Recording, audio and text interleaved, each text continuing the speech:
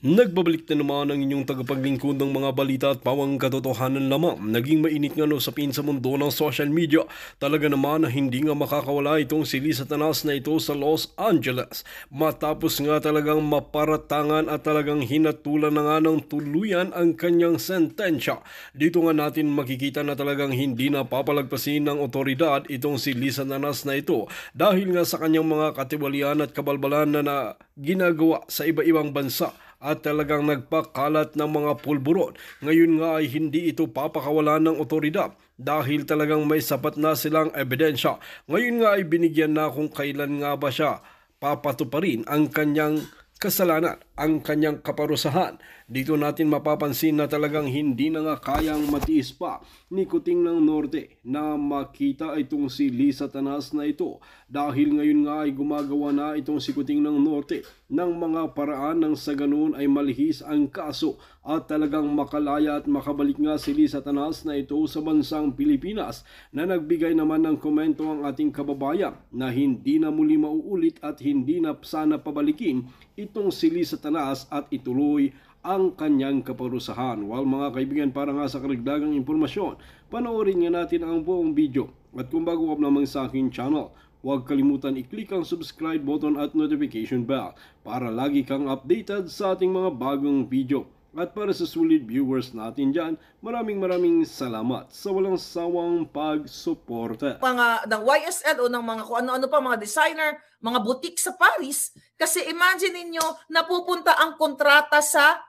negosyo nila dahil hawak nila, control nila. Kaya for sure, ilalabas na ni Inday ito ng tuloy-tuloy.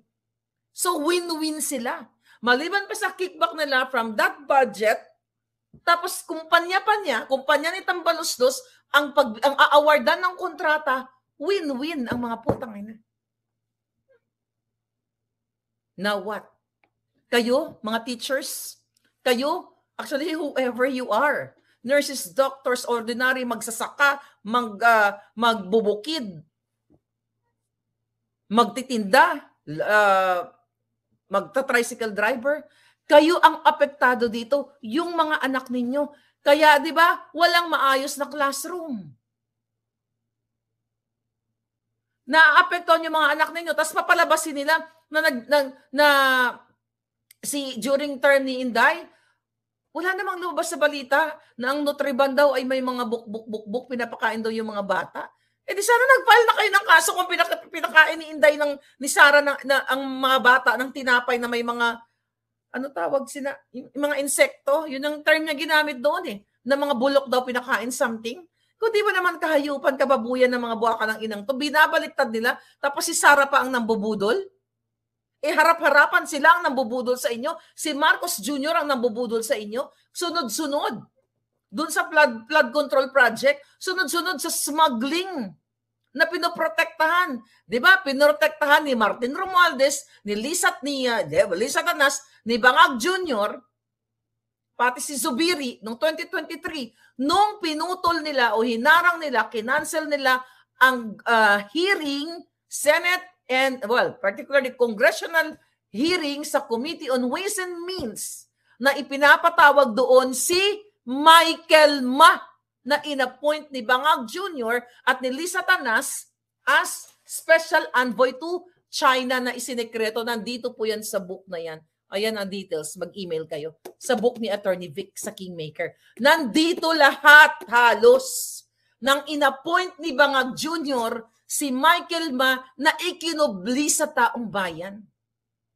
Ang daming kasalanan ng mga walang hiyang ito. Ano na natin? Anong maalala natin? Inappoint, isinekreto sa media. Alam pala ng media, ayaw iulat ng media. Walang document, walang public document. Katulad nito na may dokumento na katulad ni Bangag, ay Bangag siya, authenticated Bangag. Yung pag-appoint kay Michael Ma ay walang ipinakita sa publiko. Pero gumagasta ng pera ng bayan, diplomatic passport, may mga diplomatic benefits, pero isinekreto sa bayan.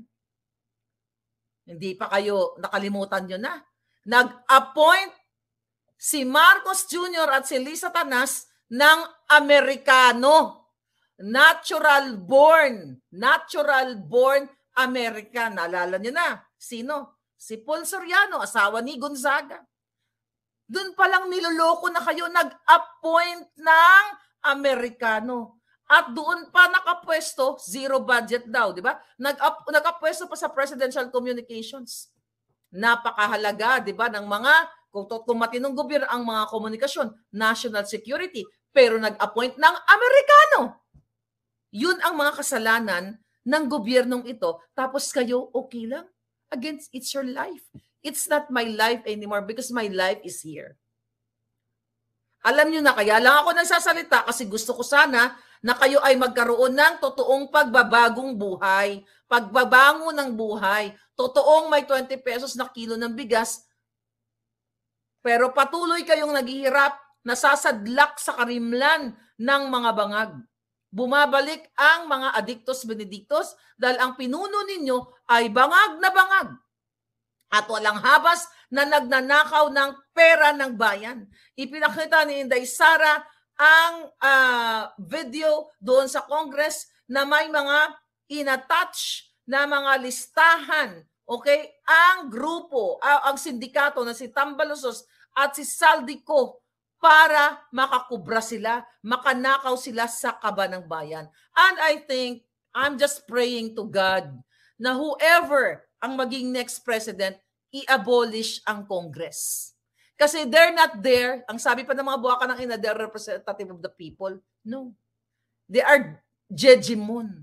Nandyan sila, representante ng mga kawatan, uubusin ang kaba ng bayan. Kaya magtataka kayo, hanggang ngayon mahirap pa rin ang Pilipinas, hanggang ngayon third world country pa rin.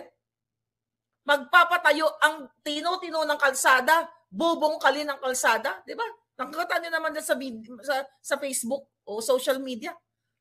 Flat ang kalsada, sisirain ng mga buwaka ng ina. Only in this bangag administration. Maybe in the past, panahon ng mga noon pa. Pero ito napaka-rampant. Sisirain ang kalsada, magtatayo ng footbridge. Ang itatayo ay foot lang. Yung hagdan lang, wala yung bridge. Didn't you enjoy that? If you don't want to speak out and speak up, just enjoy. Hanggang sa kaapu-apuhan ninyo, pabayaan nyo lang na bangag ang presidente ninyo. Pabayaan nyo lang na mga bangag kawatan, si Tambaluslos, at saka si Ko at iba pa, yan, mga kampo niya dyan, sa Committee on Appropriation. Hindi ba kayo nagtataka? Ganun lang kadali. Isang snap lang, nag-donate si Martin Romualdez, Tambaluslos ng 2 billion. 2 million. Dito sa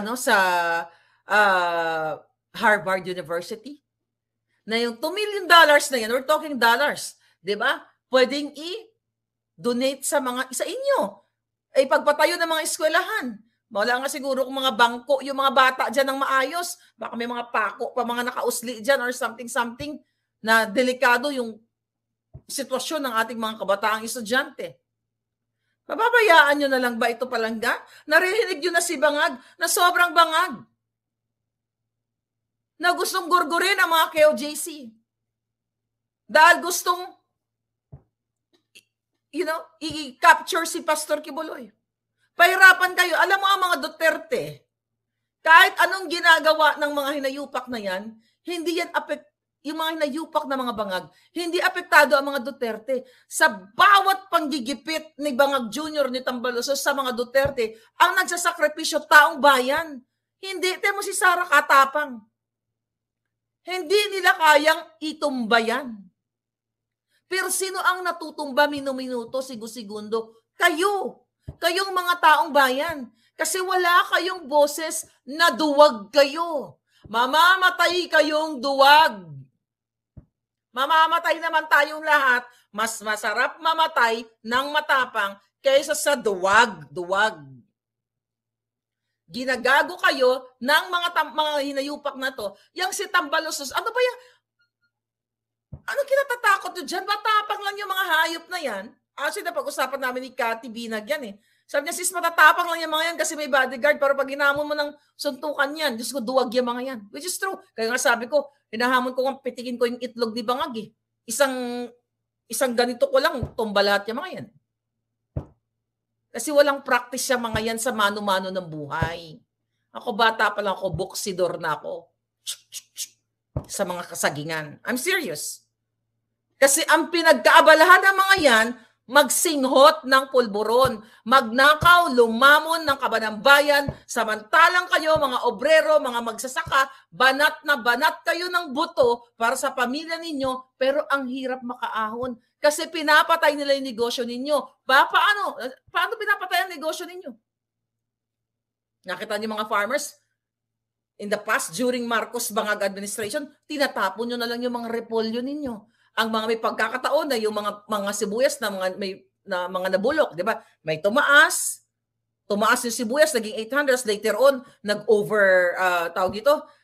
wala nang gustong bumili ng inyong paninda. Bakit? Kasi pinapasok na ng mga smuggler, ng mga mafia, ang mga murang produkto mula sa iba't ibang bahagi ng Asia. At dahil sa bawat pagpasok nila, doon sila kumikita ng pera, pinapatay ang negosyo ninyong mga farmers. Sinong bibili sa inyo? Mas mura yung galing sa ibang bansa. Tinatapon nyo na ngayon, pinapakain nyo sa baboy ang inyong mga produkto.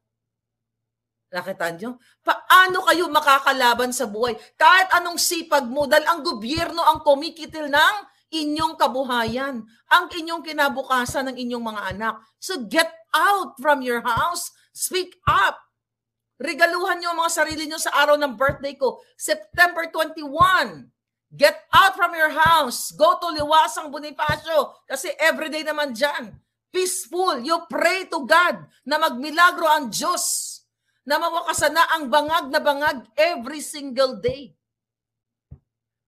Putang ina. Kawawa naman kayo mga palangga. Harap-harapan kayong binababoy ng gobyernong ito.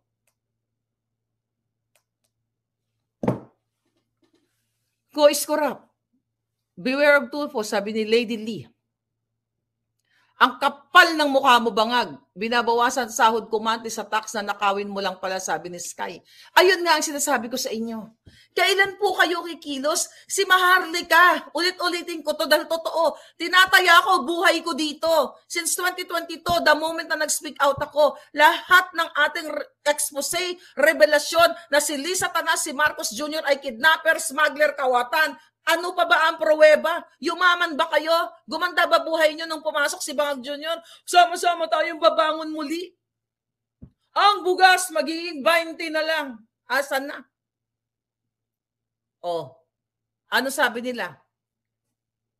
Dapat kayo ay makontento sa 64 pesos na budget 3 times a day sa inyong meal. Kasi pag nakakaya mong kumain ng mag-budget ng 64 pesos a day, for 3 meals, ibig sabihin, you are not poor.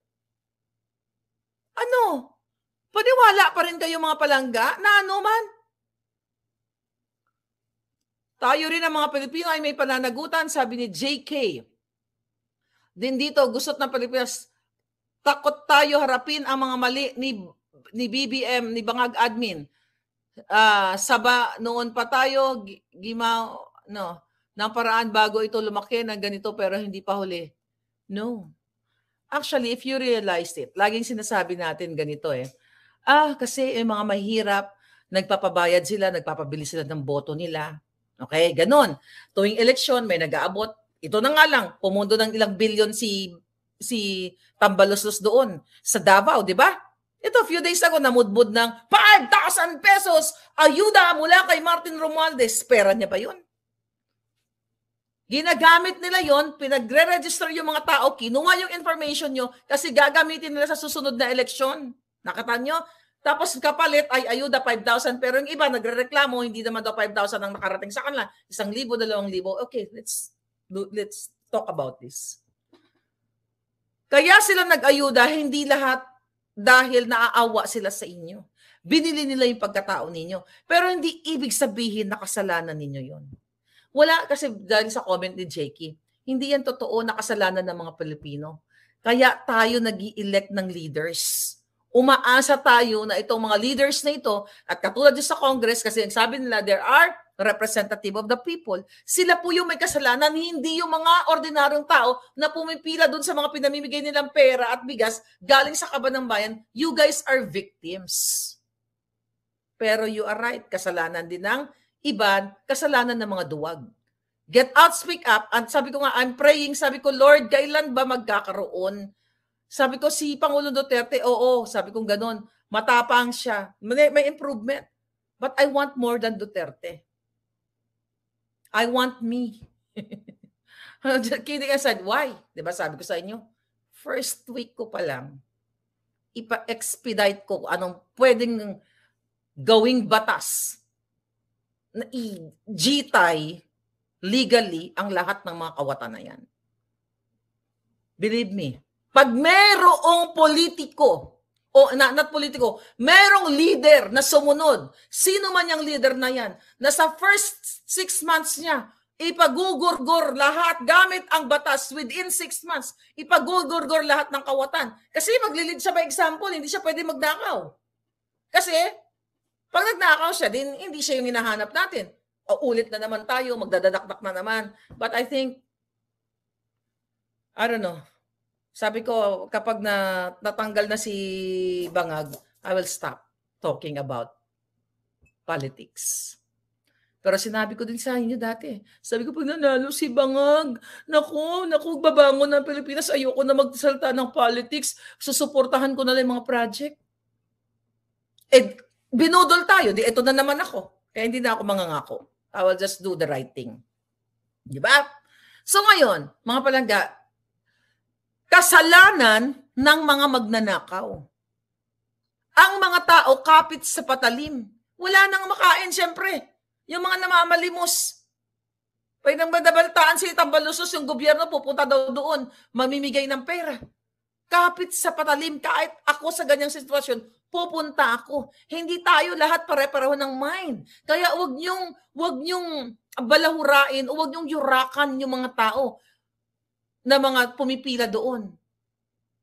Yung mga nagsasalta kasi ng mga ano kayo, patay guto, mga ganito, ganyan, ganun kayo.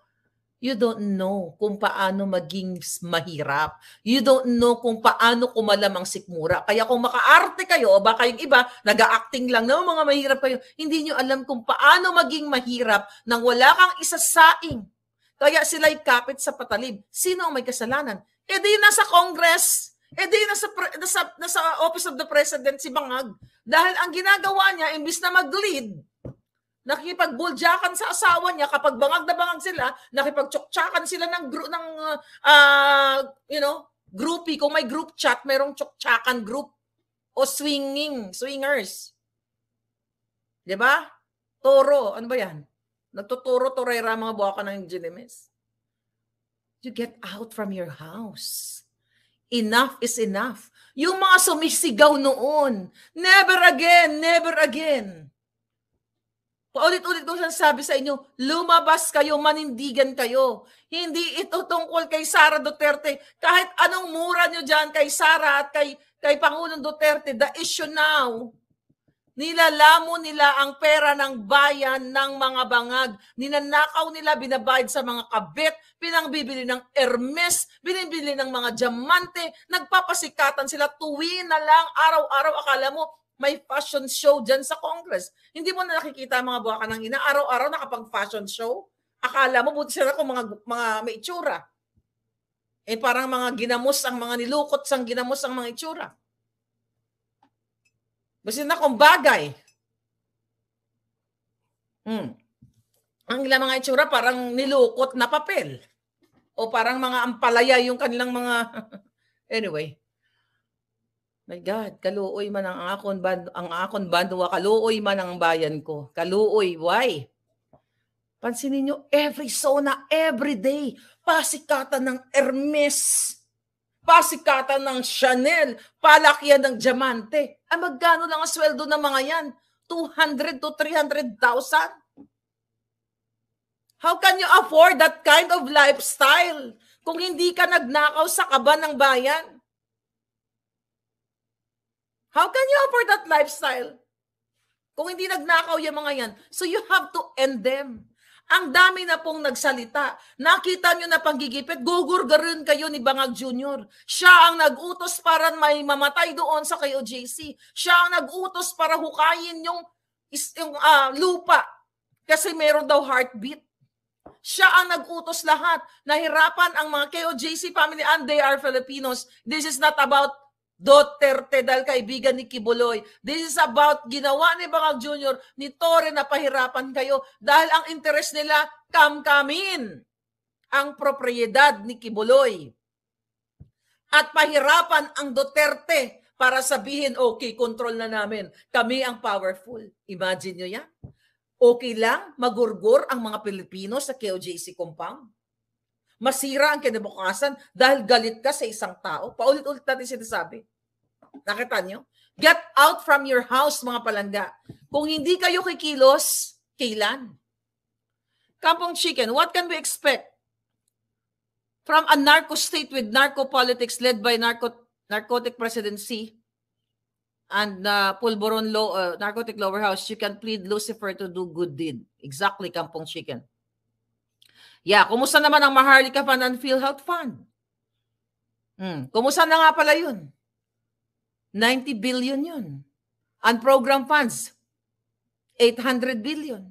Nakita nyo, billion. Kaya sabi ko, kung hindi magnanakaw ang mga politiko, napakaganda na po ng Pilipinas.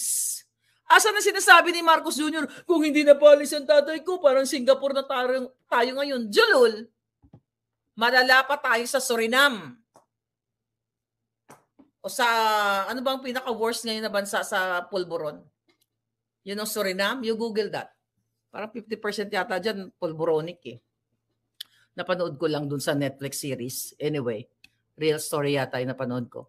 Anyway, mga palangga, sabi ni Riza Parcon, grabe na ginawa ng House of Crocodiles. Nagsalita na si Inday, dapat magurgur na lahat ng kawatan, bangag na si BBM. O, bangag na bangag. Bawal na daw rally palangga. O, tignan mo. Siya nagsabing bawal ang rally. Ginurgor yung Liwasang Bonifacio? O, kita mo ang kabua ka ng inang yan. Hayaan mo lang magpagurgor. Kaya nga lumabas kayo ang, sabi ni Reza. Kaya nga lumabas kayo. Nakita nyo bawal. Nung panahon ni Duterte, kaliwat kanan ang rally. Even ang panahon ni Noynoy. Kasi mas masahol pa itong mga hayop na to kay Noynoy. Well, ngayon, tandem na sila, di ba? Ang rally nandyan, visible sila. Si Duterte nirarally nung siya ay nagsusona, hinarapan niya. Ngayon, natatakot sila. Ba't huwag kayong mag-alala? Matatapos din ang mga bangag. Kahit anong gawin ni Bangag Jr., magpalit-palit siya ng mga cabinet secretaries, magpalit-palit siya ng tao, lalabas at aalma ang mga taong nakakakita sa kanila sa ginagawa nila. Dahil mayroon pa rin mga matitinong tao na ayaw sa ginagawa nilang pagnanakaw, panggigipit, pang-aabuso, pakikipagtsuktsakan ni Lisa sa PSG, pakikipagsinghot, pagiging polboronic ni Bangag Jr., may mga tao pa rin magsasalita para sa taong bayan. Paano ginurgor? Can you comment? Hindi ko na recently lang.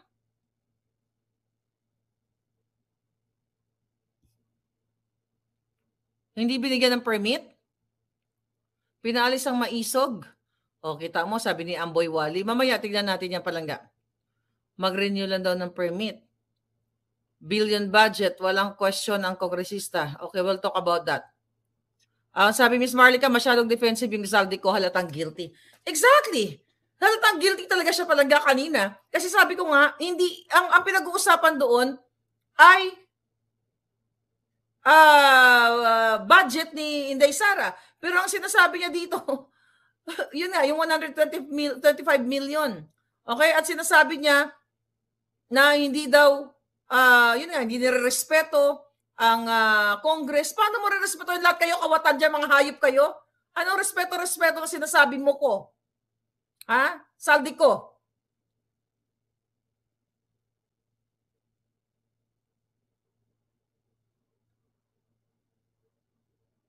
Kasi ayaw daw mag-question, ayaw daw ni entertain yung question. Well, I answered that already, mga palangga. You know that already. Ano ang balita? Pinapahinga lang po daw muna sila dahil ano daw? Pinapahinga lang daw po muna si may big one na hinahanda. Mayroon ba? Iyo ba? Malay mo sa birthday ko, can you just come out? Get out from your home, bring your flag, yung inyong what do you call it? Flaglet, maliit, magpa-drawing kayo sa anak ng grade 1, di ba? Huwag na kayo gumastos, get out.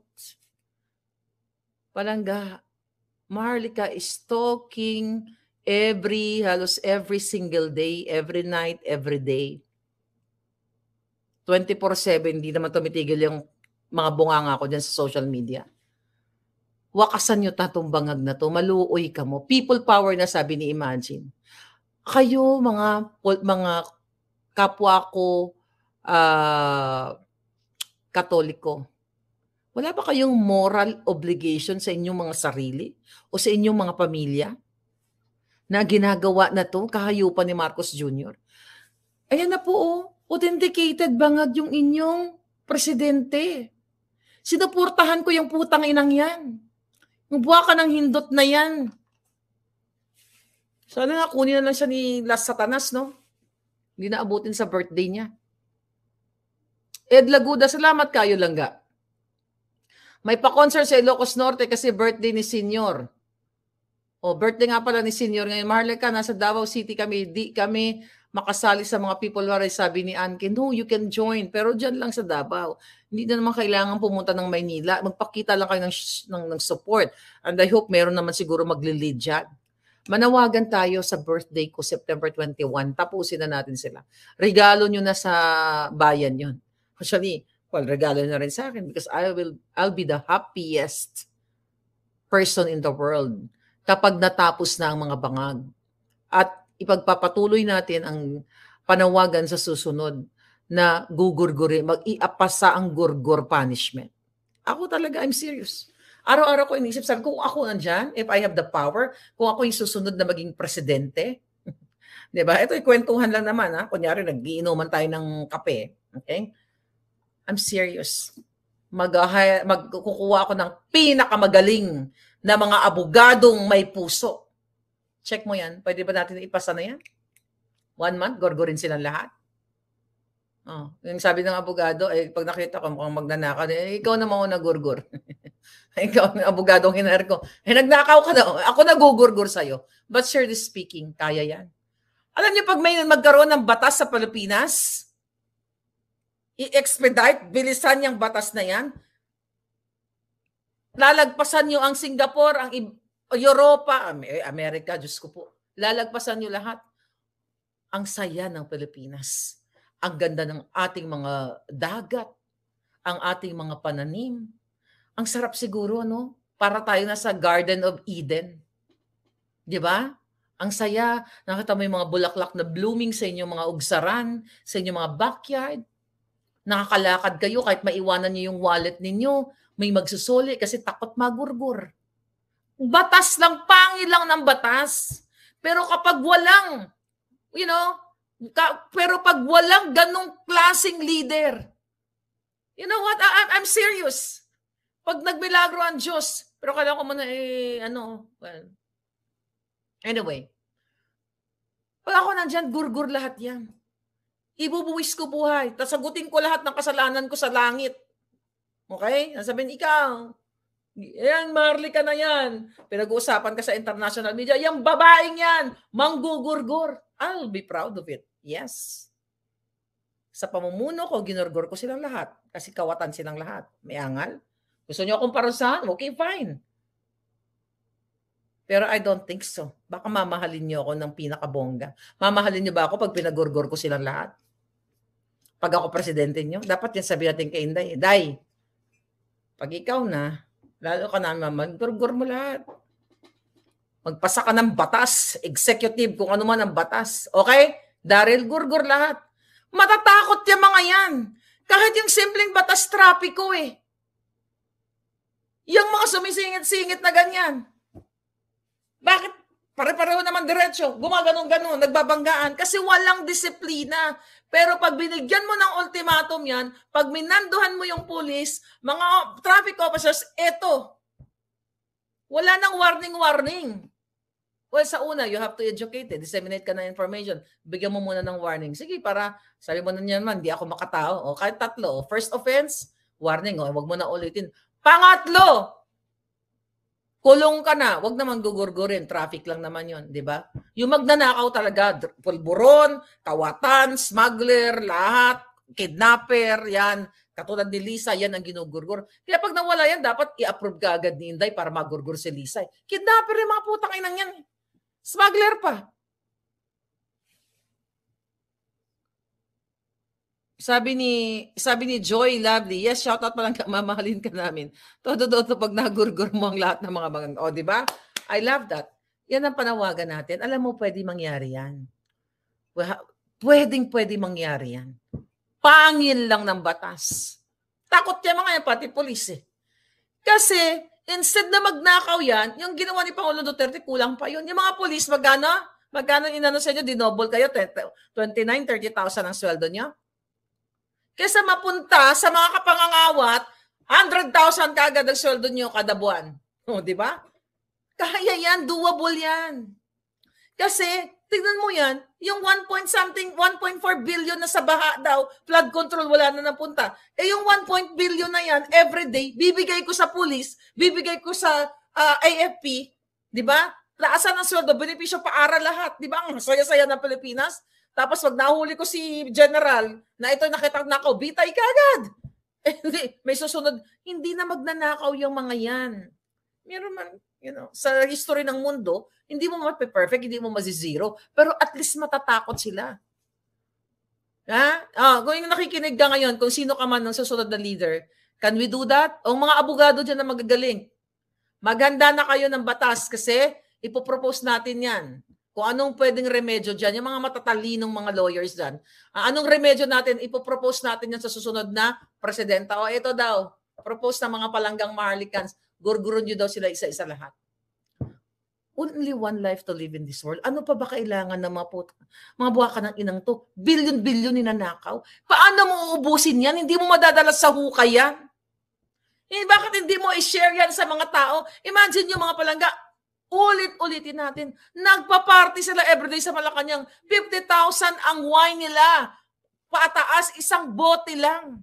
Hindi inom ni Lisa Tanas. Yung pulburo nila. Then nakikita nila paglabas nila sa Forest Park, paglabas nila sa Alabang, nakikita pa rin nila ang larawan ng kahirapan ng Pilipino. Jeepney drivers, tricycle drivers, mga tindera, lahat yung naghirap na hirap sa buhay, kaluluoy, kawawa kayo mga palangga.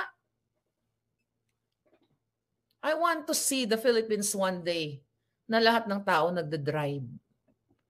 Kasi they have cars. They have jobs. Gusto ko makita yan na lahat nagda-drive. Di ba? Malaki ang mga daan, wala nang mga pagganon-ganon. Na lahat kayo, oy mare, o di ba magkita kayo sa store, lahat kayo, yung hindi na issue na kung ang binili mo konti o malaki sa kanya, yung wala ka nang makikitang discrimination. Alam mo yon? Kasi lahat kayo ay capable to buy things, to buy food, can afford healthcare and everything. Yun na yung pangarap ko palangga. Kaya pag ako talaga pinagbigyan pag pinagbigyan niyo ako, gurgur lahat sa akin yung mga buwaka ng inang yan. Yan, abolish ng death penalty legacy ni Cory, sabi ni Jeffrey Chua. Yun na nga kasi, takot din silang magurgur. Salute to Congressman Marcoleta, sabi ni Jen. Si Congressman Marcoleta, napaka galing din yan. Okay? Sabi ni Serlita Cardinoza, maganda yung question mo, palangga. Sabi niya, Madam Marla, pwede ba ang President mismo ang magpasa ng batas ng death penalty? Kasi kung dadaan pa yan sa Congress sa hindi yan may papatupad dahil silang yun na nga sabi ko nga palangga. Kaya nga sabi ko nananawagan ako sa mga ngayon na mag-isip sila kung pwede ba yon. Na yan ang executive order number 1 ko. Bangin. Shoot lahat doon. I don't care. Ang sabi ng international community. Si Marlica gumurgor. Tingnan mo yung ginurgor ko. Putang ina, ninakaw ang bilang-bilang pera ng bayan. I-justify natin ngayon kung bakit nagpasa tayo ng batas na nag-executive ako. Well, nag-uusap lang tayo dito para tayong mga lasing lang sa kape, okay? Kaya nga nananawagan tayo. Sabi ni Amy C. Santos, sa September 13, dapat may mangyayaring pabor sa taong bayan. Sabi ni Evelyn Tan, abolish Congress. Sabi ni Troll Watcher, 1.4 billion per day flood control project, asan na? Exactly, mga palangga. Ayun na nga, nakikita nyo naman abolish na yung Congress and Senate, wala na.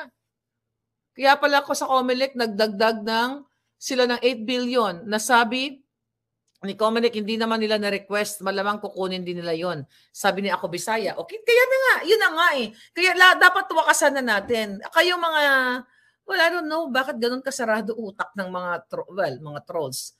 Ito mga pinklawan na yung mga sinuportahan nila na never again, kasabwat na ni Marcos Jr., mahiya naman kayo. Ulit-ulitin ko po, you know what?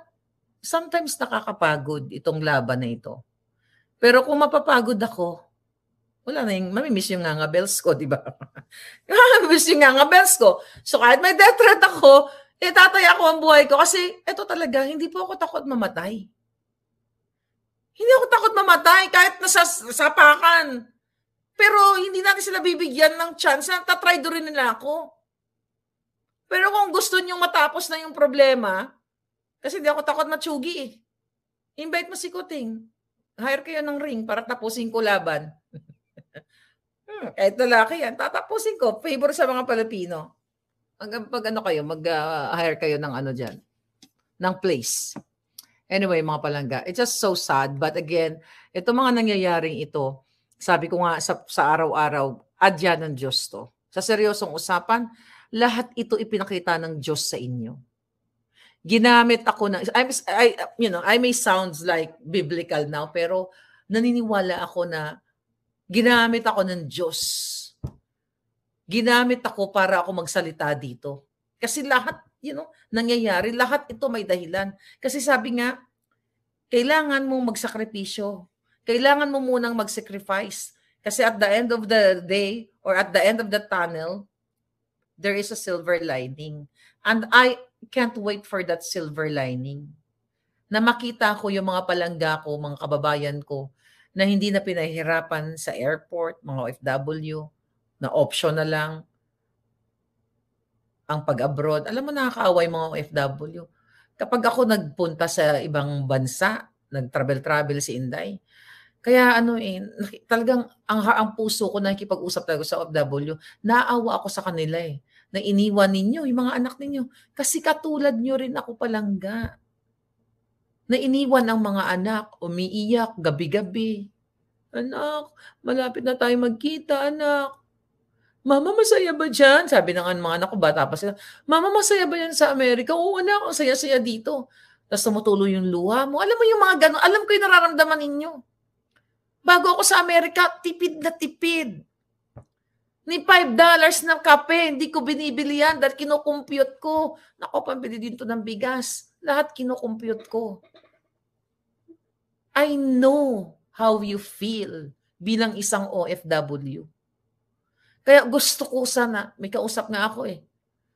Yung helper na kaibigan ko, sa Saudi daw. Tinanong ko, magkano sweldo doon sa Saudi? Domestic helper, 21,000 pesos.